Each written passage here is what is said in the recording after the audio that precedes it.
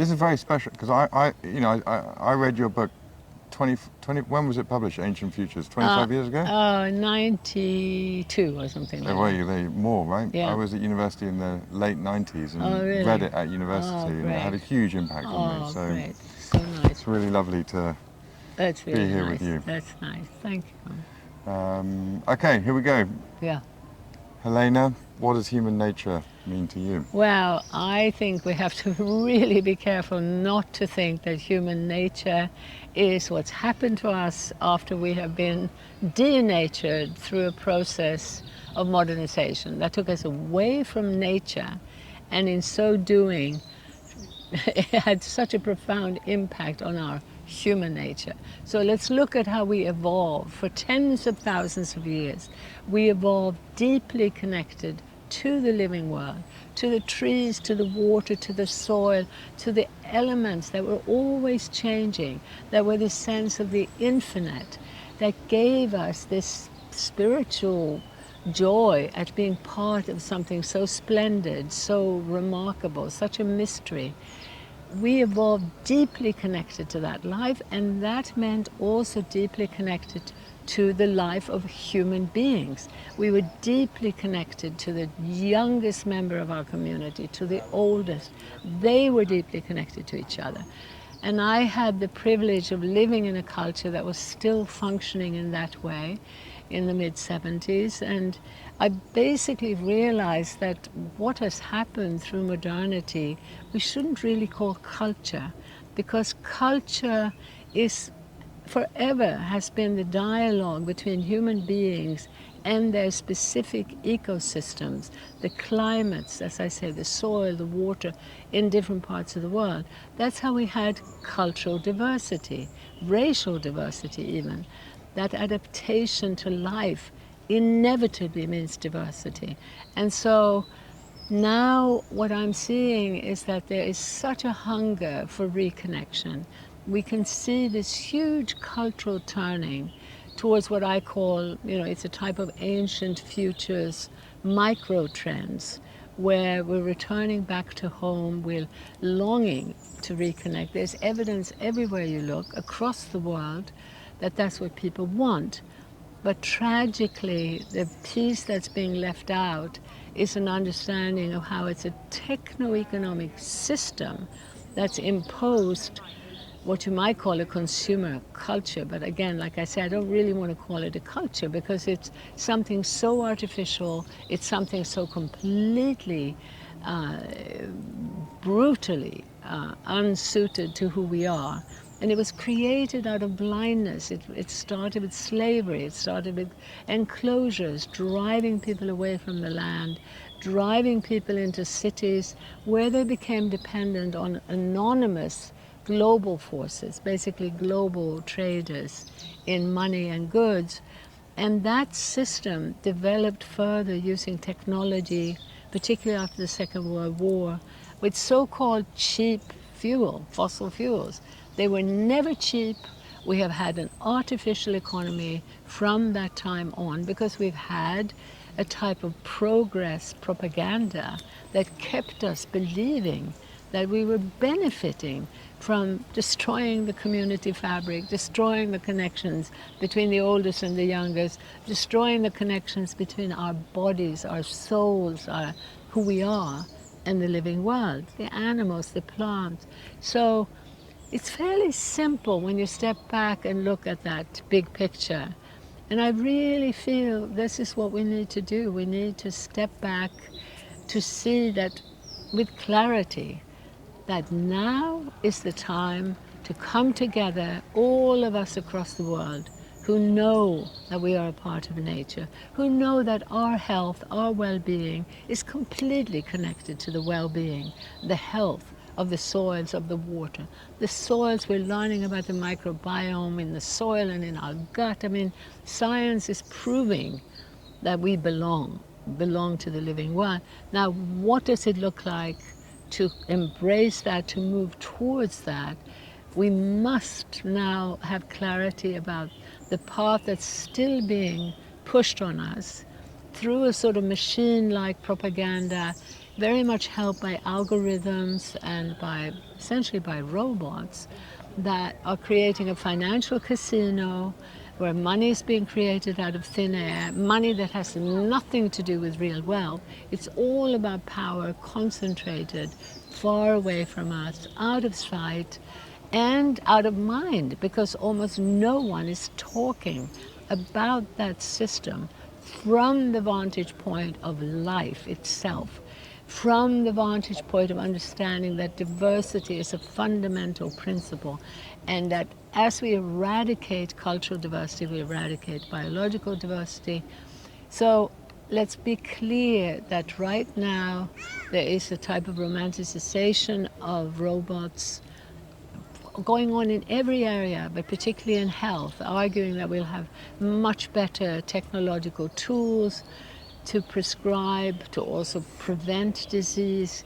It's coming out of a system that is fundamentally responsible for increasing toxic carcinogens, increasing the loneliness, the separation, the disconnection that is really killing us.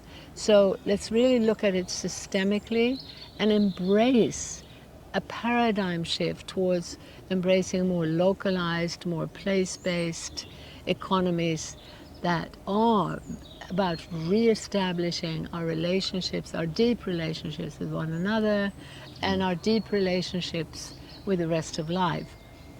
The wonderful thing is that all around the world, this localization path is actually being demonstrated. It's being carried out despite the fact that our governments on both left and right are subsidizing this corporate, deregulated takeover that, by the way, affects our worldview, our view of ourselves, our view of human nature, our view of nature. That is being funded and deregulated by government so that global businesses have the freedom to go in and out of every culture, every society without any rules. And in the meanwhile, at the local and national level, there are ever more bureaucratic, hideously inefficient bureaucratic regulations, and people are squeezed for tax. Now, very simply, we need to be shifting, taxes, subsidies, and regulations to support life, to support what we want, to support human nature and nature. So we'll come back to the big vision in a minute. As you know, we're cobblers, and as a microcosm of what you just spoke about, the shoe industry is kind of the same. We started making shoes and footwear probably hundreds of thousands of years ago because we don't have hooves or pads, and they would have been made from the local appropriate sustainable skins of whether you were antelopes in Africa or bison in the first people in America or reindeers in near where you're from, up in the Arctic circles and things. And obviously, as you described in the 20th century, the big shoe started to be part of that literal disconnection from nature, putting big lumps of technology in between ourselves and the earth. And I think what is not diverse is that we are all one people living on one earth, connected by 2 feet, and our feet really feel the earth, and that is one thing that all humanity really shares, and then obviously protects them in different ways in different climates. But so what is this notion of living barefoot, having our feet on the earth, sort of mean to you in your sort of daily practice, shall we say? Well, I'm very interested that actually in every regard there is what I call this ancient future trend taking us back to the more natural. And that means even walking barefoot, because we're realizing that we need the energetic impulse from the living earth for our health and well-being. So anything that can be done in the shoe industry to facilitate that is a huge step forward. But I suppose we have to look at whether that needs to be natural materials or whether it can be recycled plastic. And it's unfortunately a little bit of both in the short term. Yeah, but, And I was just funny. I actually had the privilege of going and spending some time with some cobblers in the Arctic, the Sami, in northern Finland, actually in this case. And they were describing how, and they still make those, the reindeer moccasins made from the hock of the reindeer just below the knee. So, it's, you know, this thing where the hair follicles are completely hollow. It's where they keep the warmth and the loft. But they were describing, they're very well funded because the southern Scandinavians send them lots of stuff, and they're all wearing sort of posh sort of boots made in the, you know, modern technologies. And they were describing how they realized that when they were wearing all these posh new boots, their back started to hurt and their knees started to hurt. And they realized when they went back to their original reindeer moccasins, their sort of pains and ailments went away, and they felt a lot better. And they didn't really quite know why or how, but they just, you know, however bamboozled they were by these amazing modern boots, they just knew they didn't really work for them. I mean, it's so interesting because, as you say, there is a universality to all of this. You know, they're human beings. We are one family. We belong to the earth is one system. And there, the paradox is that in order to feel that, in order to be that, we need to localize our economic activity. We need to be looking at how do we make use of nature and other people to provide our needs. And so, as you're saying, up there, the adaptation to that particular ecosystem depended on making use of materials that are there and that was suited to that environment and those people for, again, thousands of years.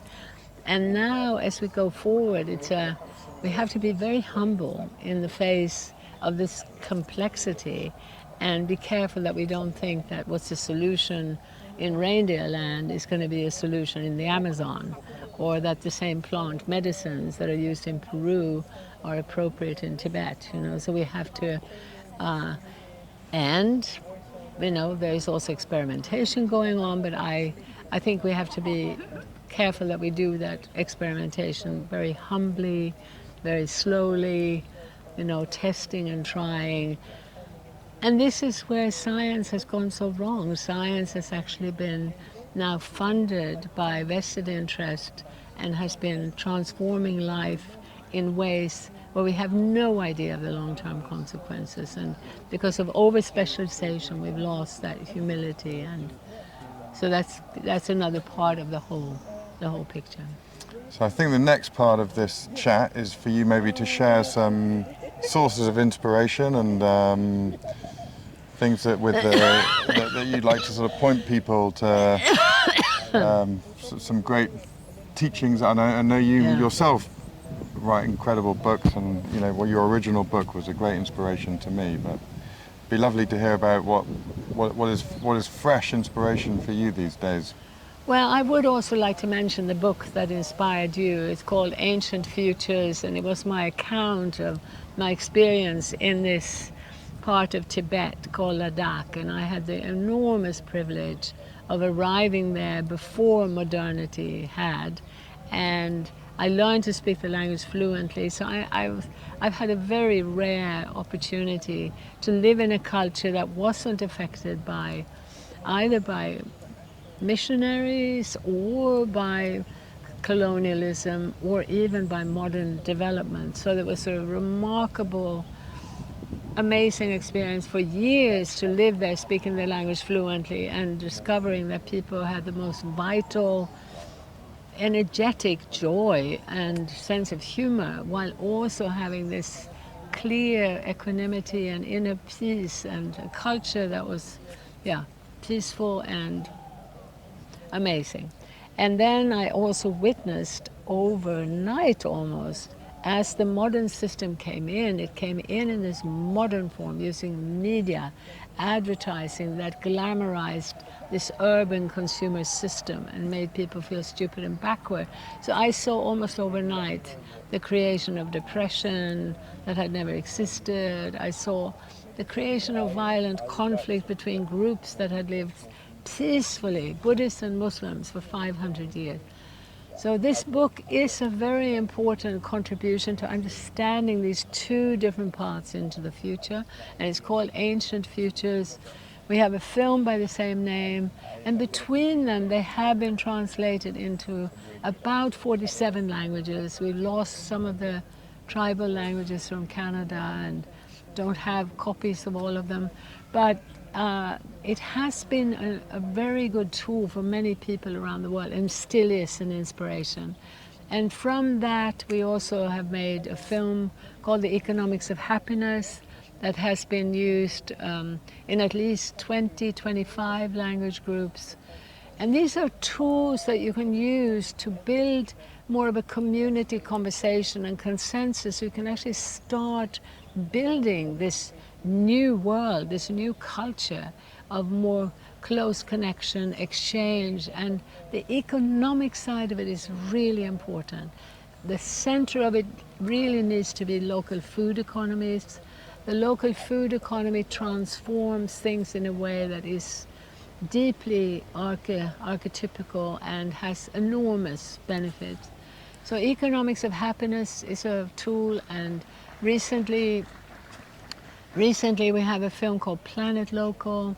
We also launched World Localization Day and are working with groups across the world on every continent celebrating these remarkable initiatives from all over the world. And it's so important that we make them visible because we don't hear about them in the media.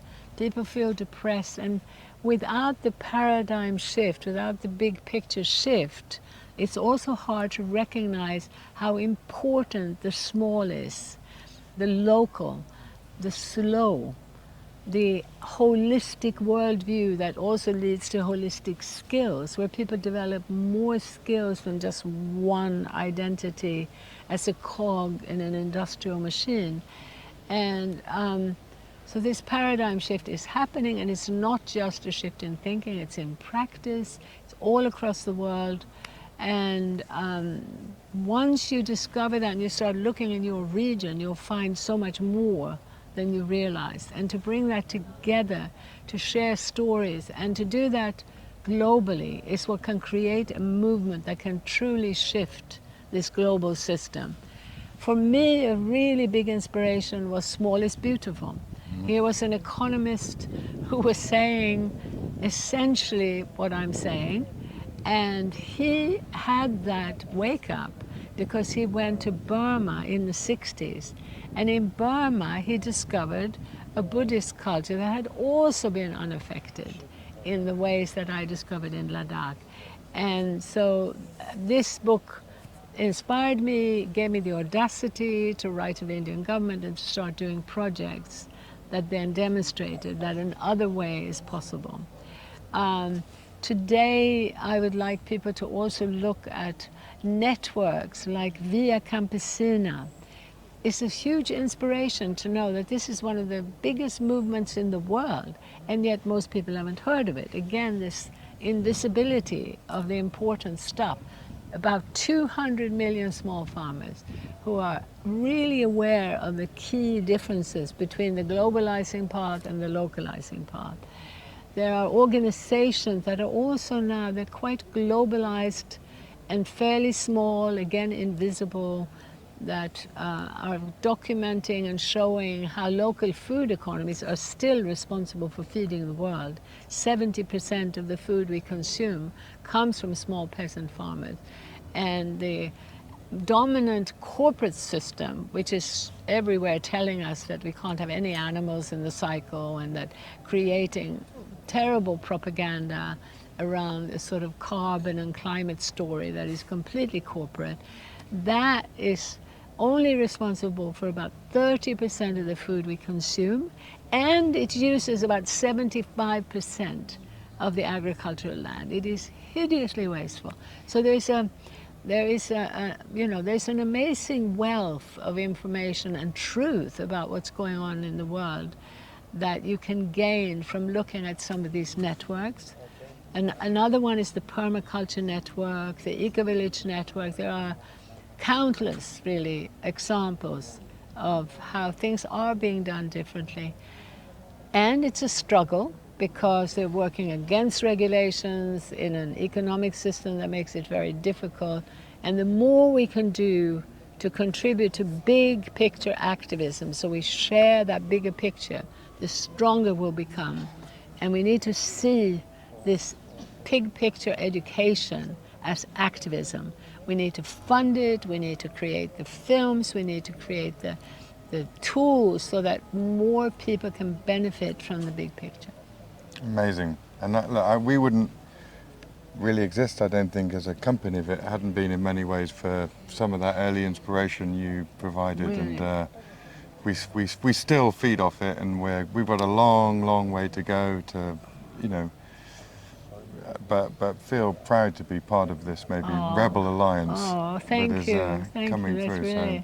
That's really wonderful. So I think final thoughts of that you might want to share. I think Dulma put it like, you know, maybe if you could just paint a little vision of and maybe, you know, it might be nice just to tie it back to how you might see cobbling as part of that vision of the future. Yeah. Well, I'd like actually to first say that I really hope that people will look at this bigger picture, because I see that part of the dominant narrative that is coming out of corporate-run think tanks with the help of algorithms, just like we've seen in the social media, that polarize us and that create this politics of identity. Part of that story is to blame you for what's going wrong in the world.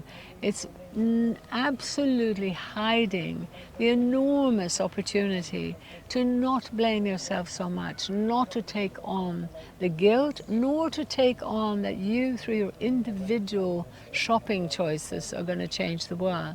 There is a picture out there that can be enormously empowering.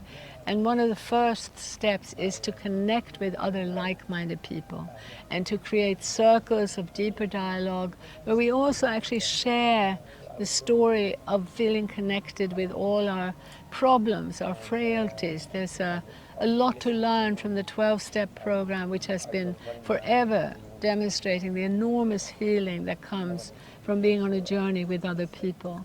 And in practical terms, the tools and the ways that we can move forward through changing our relationship to the living world, including walking barefoot on the earth, being grounded, really feeling our feet in the ground, is an essential part of that.